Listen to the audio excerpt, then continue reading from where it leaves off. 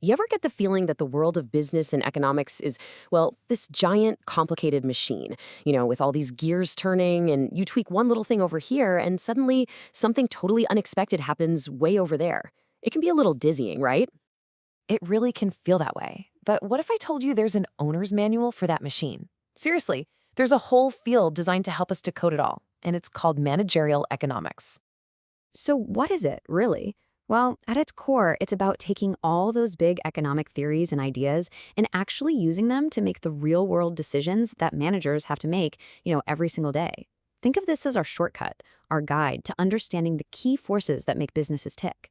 And we're going to start with the most fundamental concept of them all, demand. So let's start our journey right there by looking at what actually gets people to buy things. We're diving into the mind of the customer. First things first, demand isn't just about wanting something. It's about being both willing and, crucially, able to buy it. And this leads us to the bedrock principle of economics, the law of demand. It's like a simple seesaw. When the price goes up, the quantity people buy goes down. And of course, when the price goes down, the quantity they buy goes up. Simple enough? But it's never that simple, is it? That seesaw only works if we pretend nothing else in the world changes. In reality, demand is this whole complex web of factors. Everything from how much money you make, to what's trendy, to just your personal taste.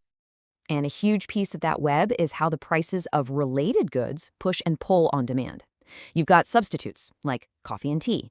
If the price of coffee goes through the roof, a lot more people are probably going to start drinking tea.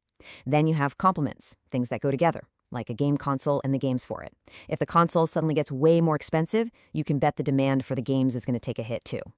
Okay, so the basic rule is pretty clear. Higher price, lower demand. But what if I told you there is some really rare and fascinating exceptions where that entire rule just completely breaks, where a higher price can actually make people want more of something? So here they are, the two big exceptions, and they're kind of polar opposites. First, you've got giffen goods. These are basic essentials for people in extreme poverty. Let's say the price of rice goes up. Well, now they can't afford any meat or vegetables, so they're forced to buy even more of the cheaper staple, rice, just to survive. And then on the complete other end of the spectrum, you have Veblen goods. These are luxury items. For these products, the high price is the point. It signals status. So making it more expensive can actually increase its appeal. Okay, so that's the customer side of the equation. Now let's flip the coin and peek inside the business itself. How does this machine actually build and create things? Let's talk about production. The key idea here is something called the production function. The easiest way to think about it is like a recipe. It tells you the absolute maximum output, say pizzas, you can get from your given ingredients. And in economics, those ingredients are what we call the factors of production: land, labor, capital, and that special sauce, entrepreneurship. But what happens when you start adding more of just one ingredient, like workers, to a fixed space, like a factory? Well, you run smack into the law of diminishing returns. At first, adding a few more workers is great. Everyone specializes and efficiency goes up. But after a certain point, you start to get crowding. Each new worker adds less and less to the total output. It's the classic too many cooks in the kitchen problem. And if you keep going, they'll just get in each other's way and your total output can actually start to go down.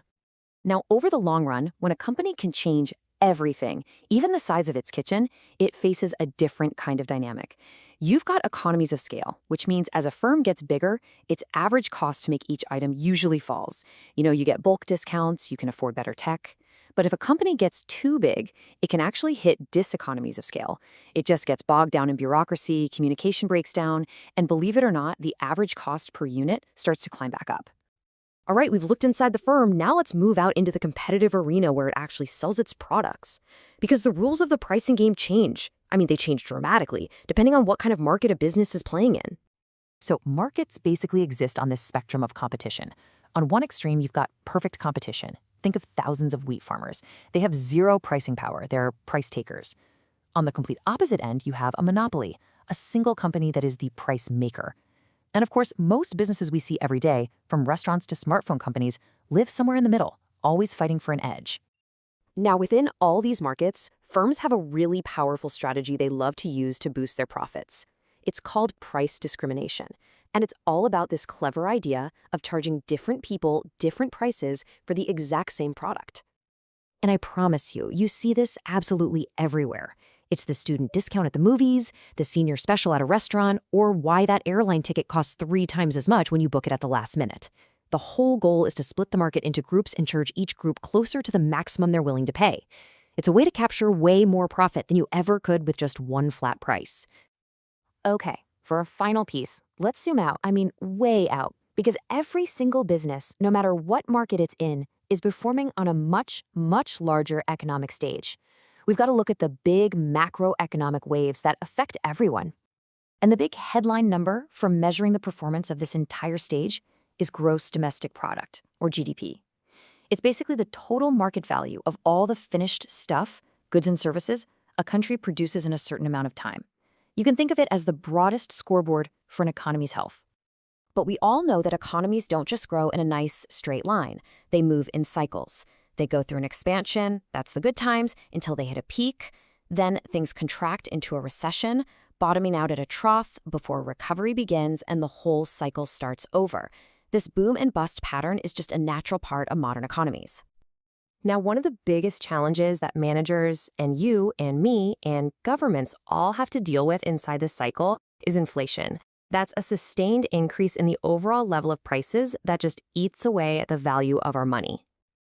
Inflation is usually driven by one of two things. You've got demand pull inflation, which is that classic too much money chasing too few goods, basically pulling prices up. And then you have cost push inflation. That comes from the supply side, when the costs to make things like oil or raw materials go up, forcing businesses to raise their prices to stay afloat. So there you have it. We've journeyed from the tiny decision of a single person buying a coffee to the inner workings of a factory to the huge competitive battles between giant firms, all the way up to the massive economic waves that move the entire system. And managerial economics is the framework that lets us see how all those pieces are connected. And that really brings us to the final, most important question. How does all this stuff actually show up in your world? Really think about it. How sensitive are you to the price of your favorite streaming service? Do you see economies of scale at work in the big box store you shop at? And how is inflation impacting your personal budget right now? See, understanding the owner's manual doesn't just explain the machine, it helps you navigate it a whole lot better.